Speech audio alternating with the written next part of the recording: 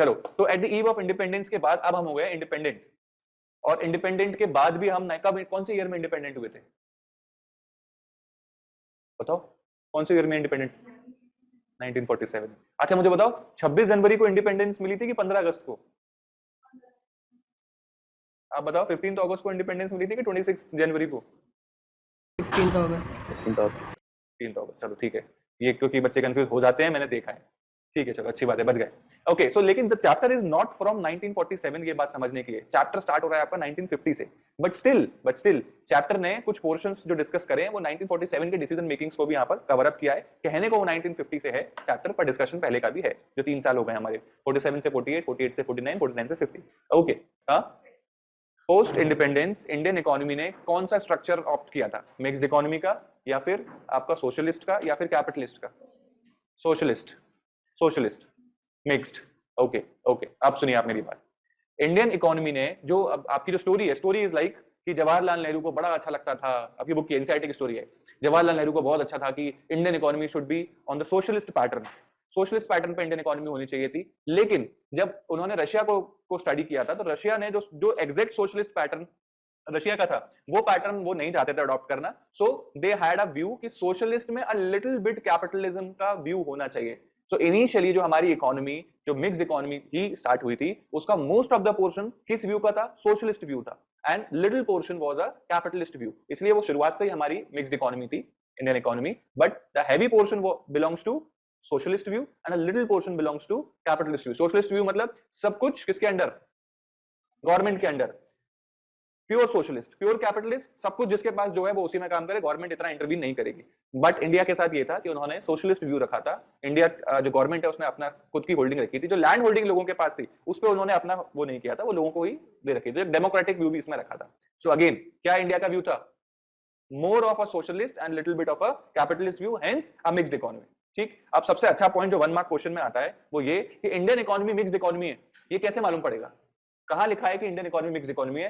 कोई एक जगह पर ये नहीं लिखा है कि Indian economy is a mixed economy. तो 1 मार्क क्वेश्चन यहां बनता है कि how you will be able to know that Indian economy is a mixed economy. तो उसको हम बोलते हैं कि इस आपका इंडस्ट्रियल पॉलिसी रिजोल्यूशन 1948, इसको अगर हम पढ़ें, इंडस्ट्रियल पॉलिसी रिजोल्यूशन 1948 जो एक वहां पर आपका डॉक्यूमेंट था, एक आपका पॉलिसी थी, उस पॉलिसी को अगर हम पढ़ेंगे directive principles of Indian constitution के साथ, तो एक सेंस निकल के आता है कि इंडियन इकोनॉमी एक मिक्स्ड इकोनॉमी। फिर से 2 वर्ड्स हैं, हेलो, फिर से 2 वर्ड्स हैं, क्या क्या है? फर्स्ट वर्ड क्या था?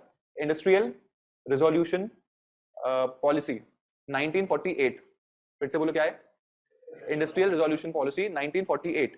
इसको अगर हम रीड करेंगे डायरेक्टिव प्रिंसिपल्स, जो कॉन्स्टिट्यूशन के डायरेक्टिव प्रिंसिपल्स थे उसके साथ, तो जो सेंस मेक होगा वो इंडिया का मिक्स्ड इकोनॉमी का जो व्यू है वो यहां से निकल के आएगा। ठीक, तो पहली स्टोरी हमने क्या समझी कि इनिशियली इंडिया सोशलिस्ट व्यू को पे ज्यादा डिपेंडेंट थी, कैपिटलिस्ट पर कम थी, मिक्स्ड इकोनॉमी थी। कहां लिखा है कि इंडिया मिक्स्ड इकोनॉमी है? Industrial policy resolution 1948 and directive principles of Indian constitution, यहां लिखा हुआ। इन दोनों को अगर हम रीड करेंगे एक साथ तब जाकर हम इस सेंस को क्रिएट कर पाएंगे। फर्स्ट।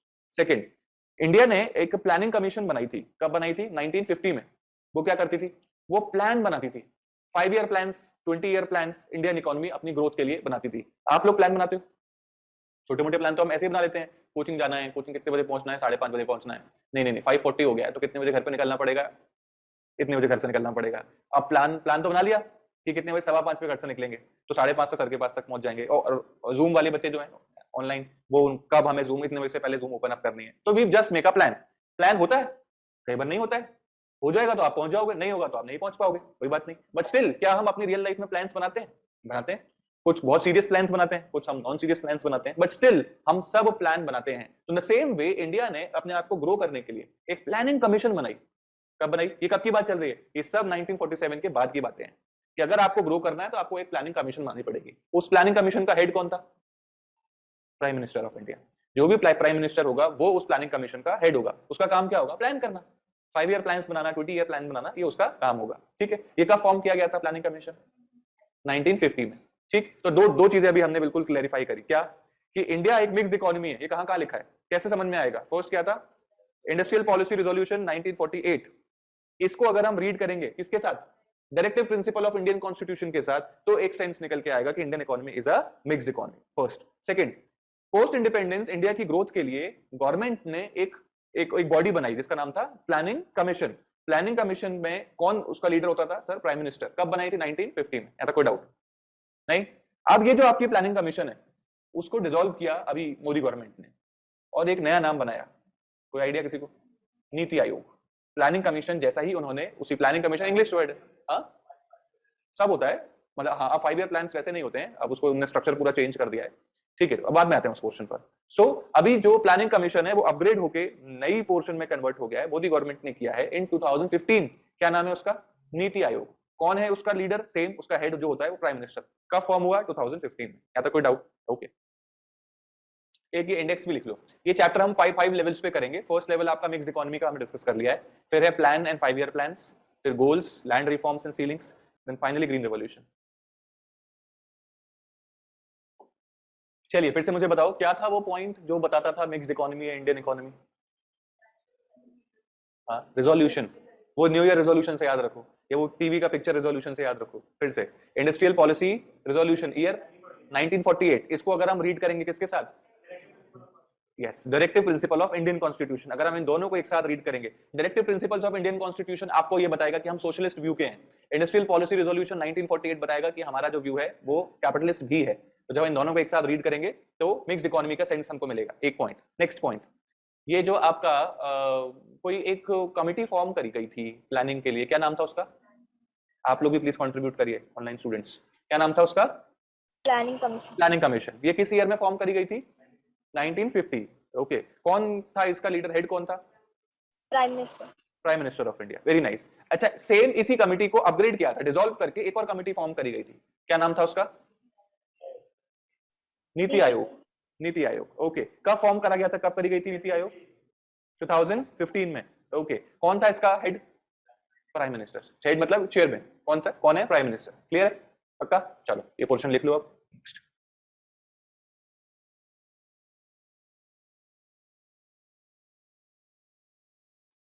एग्जाम से पहले कभी ऐसा हुआ है कि आपने बहुत रिगरस स्टडीज करी हो, उसके लिए टाइम टेबल बनाना पड़ा हो, डे का टाइम टेबल? कभी नहीं हुआ ऐसा? सुबह इतने बजे उठेंगे, इतने से इतने बजे तक ही पढ़ेंगे, ऐसा कभी नहीं हुआ? सोचा तो है, थैंक गॉड। ओके, आप लोगों ने कभी ऐसा कुछ टाइम टेबल सा बनाया है? Yes sir. Yes sir. Okay, चलिए एक एग्जांपल ले लेते हैं कि 12th का आपका बोर्ड का एग्जाम है और उससे पहले आपकी इकोनॉमिक्स के एग्जाम से पहले 2 दिन की छुट्टी है, पूरा सिलेबस रिवाइज करना है। तो टाइम टेबल बनाओगे? अभी मैं नहीं पूछ रहा, मैं उम्मीद करता हूँ आप बनाओगे। ओके, तो सपोज आप टाइम टेबल बनाओगे, 2 दिन में आपको पूरा चैप्टर करना है। तो टाइम टेबल कैसा बनता है? हम एक ऑब्जेक्टिव सेट करते हैं, प्राइमरी ऑब्जेक्टिव। क्या? पूरा सिलेबस रिवाइज करेंगे, यही होगा प्राइमरी ऑब्जेक्टिव। सेकेंडरी ऑब्जेक्टिव क्या बनेगा? 2 बार रिवाइज करेंगे, 3 बार रिवाइज करेंगे, ऐसे होगा। एक बार तो कम से कम करना है प्राइमरीली, एक बार तो हर चीज मेरी आंखों के सामने से निकल जानी चाहिए। This is primary objective. Secondary objective क्या हो सकता है? यार इंपॉर्टेंट चीजों को मैं 3 बार रिवाइज कर लूं, 2 बार रिवाइज करूं, this can be secondary objective, अगर हमें एक अच्छी तरीके से प्रॉपर्ली तैयारी करनी है। ओके, आप क्या करोगे? आप पहले देखोगे यार मेरे पास 24 और 24 48 घंटे हैं। सबसे पहले आप रिसोर्स चेक करोगे।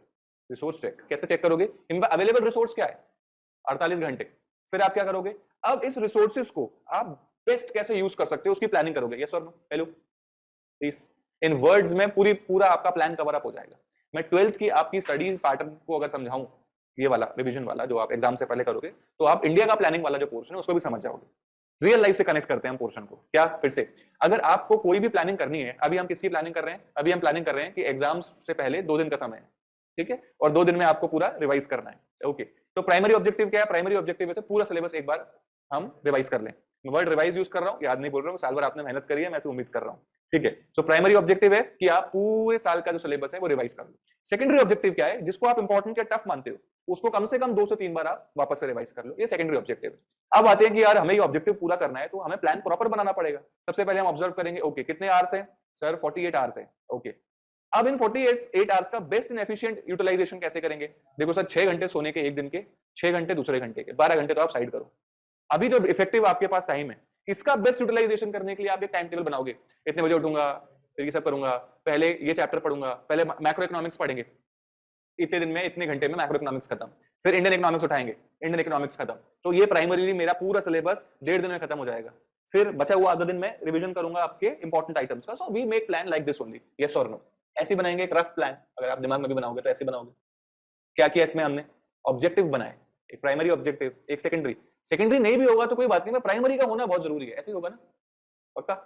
ओके, हम सबसे पहले ऑब्जेक्टिव के ऊपर काम करेंगे, फिर क्या करेंगे, रिसोर्सेज को समझेंगे, उसका बेस्ट यूटिलाइजेशन करेंगे और उसको इंप्लीमेंट करेंगे with in the given time frame, ऐसे ही करेंगे। In the same way India भी काम करता है। जो प्लानिंग कमीशन है वो इसी तरीके से काम करती थी 5 ईयर प्लान्स के लिए। क्या उसने ऑब्जेक्टिव सेट कर लिए, प्राइमरी एंड सेकेंडरी। क्या ऑब्जेक्टिव हो सकते हैं कि इंडिया को ग्रोथ देनी है, जीडीपी की ग्रोथ करनी है, एम्प्लॉयमेंट इंक्रीज करना है, अनएम्प्लॉयमेंट डिक्रीज करना है। This can be our objectives. ये प्राइमरी ऑब्जेक्टिव है, कुछ सेकेंडरी हाँ ये हो जाएंगे तो इसके ऊपर भी हम ध्यान देंगे। इस तरीके से टाइम फ्रेम, जो टाइम फ्रेम है वो आप सेट करोगे, रिसोर्सेज आप सेट करोगे, best utilisation of resources. For example अगर एम्प्लॉयमेंट इंक्रीज करनी है तो रिसोर्सेज क्या है, जो एग्जिस्टिंग आपका इंडस्ट्रीज हैं उसी में तो एम्प्लॉयमेंट इंक्रीज होगी। तो एग्जिस्टिंग रिसोर्सेज को बेस्ट यूटिलाइजेशन करके हम ऐसा कर दें कि ज्यादा से ज्यादा लोग वहां एम्प्लॉय होने लग जाए। तो जो रिसोर्स चेक करने वाला पोर्शन है, that two is very important. अब आप यहाँ स्क्रीन पे चेक करो, कोई भी प्लान अगर हम बनाते हैं, स्क्रीन देखिएगा सब लोग। सबसे पहले हम देखेंगे कि यार 1 2 3 क्रोनोलॉजी ऊपर नीचे भी हो सकती है, कोई जरूरी नहीं है। सबसे पहले हम बनाएंगे ऑब्जेक्टिव क्या है। वही प्लान बना रहे हो किस चीज का, सर ये हमारा प्राइमरी ऑब्जेक्टिव है, पीछे सर ये हमारा प्राइमरी ऑब्जेक्टिव है, ये हमारा सेकेंडरी ऑब्जेक्टिव है, ठीक है। ओके नेक्स्ट, अब हम क्या देखेंगे, हमारे पास रिसोर्सेज कौन कौन से हैं। अब उन रिसोर्सेज को सिलेक्ट करेंगे, देन उनमें से जो भी रिसोर्सेज हमने सिलेक्ट करे उसका बेस्ट एंड एफिशिएंट यूटिलाइजेशन करेंगे in a given period of time. अगर वो टाइम 5 साल का है तो उसे हम 5 ईयर प्लान बोलेंगे, अगर वो टाइम 20 ईयर्स का है तो उसे हम पर्सपेक्टिव प्लान बोलेंगे। जनरली बड़े प्लान को छोटे छोटे प्लान्स में डिस्ट्रीब्यूट किया जाता है।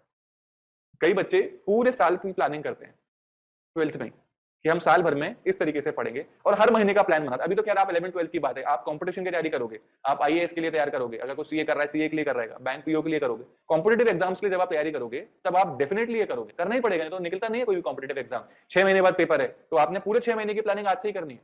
वो बड़ा प्लान हो गया, उस बड़े प्लान को आप छोटे छोटे प्लान में डिस्ट्रीब्यूट करोगे और छोटे प्लान पे वर्क करोगे, बड़े प्लान को नजर में रखकर। So the same way India 5 year plan पे वर्क करती थी है। क्या अचीव करना है कि 20 साल में हमें क्या अचीव करना है पर्सपेक्टिव प्लान के लिए। कैसे, प्लान के लिए सबसे ज्यादा इंपॉर्टेंट क्या है, ऑब्जेक्टिव, प्राइमरी सेकेंडरी, फिर रिसोर्सेज को सिलेक्ट करना, उसका बेस्ट यूटिलाइजेशन करना and with in the given time frame उसका यूटिलाइज उसको एफिशिएंटली यूज करना, इफेक्टिव बनाना। ठीक है, लिख लो ये क्वेश्चन प्लानिंग का कि व्हाट इज अ प्लान।